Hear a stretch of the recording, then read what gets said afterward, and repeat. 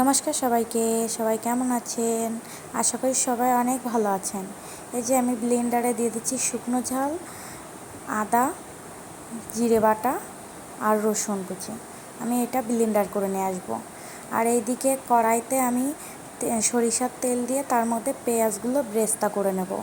যেহেতু আমি পেঁয়াজগুলো ব্রেস্তা বেটে দেব, তো তার জন্য প্রথমে ভেজে নিলাম। তো এদিকে আলু ভাজতে দিয়ে দিলাম, এদিকে বাটনা করেছি, আবার এই ব্রেস্তাটা বাটনার সাথে মিক্স করে নিয়ে আসবো।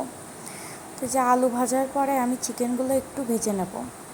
যেহেতু ব্রয়লার মুরগি, অনেকে বলে গন্ধ বেরোয়, তো এইভাবে ভেজে নিলে গন্ধটা বেরোয় না। তো এই যে আমি তেলের মধ্যে ফোড়ন দিয়ে দিলাম, তেজপাতা, লবঙ্গ, এলাচ, দারচিনি এগুলা। আর বাটনাতে আমি হলুদ, লবণ দিয়ে একবারে তেলে ভালোভাবে একটু কষিয়ে নিতে হবে, যাতে একটু ভাজা ভাজা হয়ে যায়, তেলটা ছাড়ে। তো সেই পর্যন্ত ভেজে নিয়ে তো আমি চিকেনগুলো দিয়ে দেব। ও তার মধ্যে আমি একটু টক দইও দিছিলাম।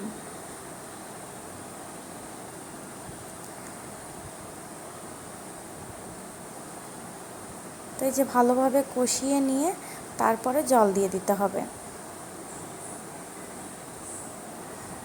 তো এই যে আমার রান্না প্রায় শেষের দিকে, গরম মশলার গুঁড়ো দিয়ে নামিয়ে দিয়েছি। তো ভালো লাগলে